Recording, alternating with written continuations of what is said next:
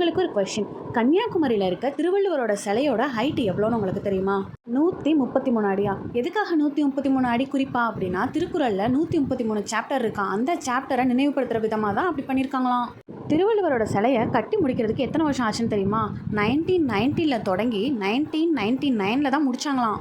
சிலையை 2000 இனாக்ரேட் பண்ணியிருக்காங்க. யார் இனாக்ரேட் பண்ணாங்கன்னா, அப்போ தமிழ்நாடு சீஃப் மினிஸ்டராக இருந்த திரு கருணாநிதி அவர்கள் தான் இனாக்ரேட் பண்ணாங்களாம். இதெல்லாம் மோஸ்ட்லி நம்ம எல்லாத்துக்குமே தெரிஞ்சதாக தான் இருக்கும். இப்போ தெரியாத ஒன்று சொல்கிறேன். இந்த சிலை கரோஷன் ஆகிடக்கூடாது அப்படிங்கிறதுக்காக கெமிக்கலி ட்ரீட் பண்ணுவாங்க 4 வருஷத்துக்கு ஒரு தடவை. ஸ்டாச்சுவை பேப்பர் பல்பால் கோட் பண்ணியிருக்காங்களாம். இது எதுக்காகனா, கடல் காற்றுல வர உப்பை அப்சர்வ் பண்ணுறதுக்காகவாம். அப்புறம் ஃபவுண்டேஷன் ஸ்டோனை யார் வச்சாங்கன்னு தெரியுமா? அப்போ பிரைம் மினிஸ்டராக இருந்த மொராஜி தேசாய் தான் வச்சாராம். இதெல்லாம் எந்த வருஷம் நடந்துச்சுன்னா 1979 நடந்துச்சான். அதெல்லாம் ஓகே தான். திருவள்ளுவர் ஸ்டாச்சுவை ஏன் கன்னியாகுமரி கடலில் வச்சிருக்காங்க அப்படின்னு உங்களுக்கு தெரியுமா? எனக்கு தெரியாது. தெரிஞ்ச மறக்காம கமெண்ட் பண்ணுங்க. நான் உங்களுக்கு தெரிஞ்சுக்கிட்டு அடுத்த வீடியோவில் சொல்கிறேன். இந்த மாதிரி குட்டி குட்டி இன்ஃபர்மேஷன்ஸ் தெரிஞ்சுக்கிறதுக்கு மறக்காம நம்ம சயின்ஸ் வியூ சேனல் சப்ஸ்கிரைப் பண்ணிக்கோங்க. தேங்க்யூ.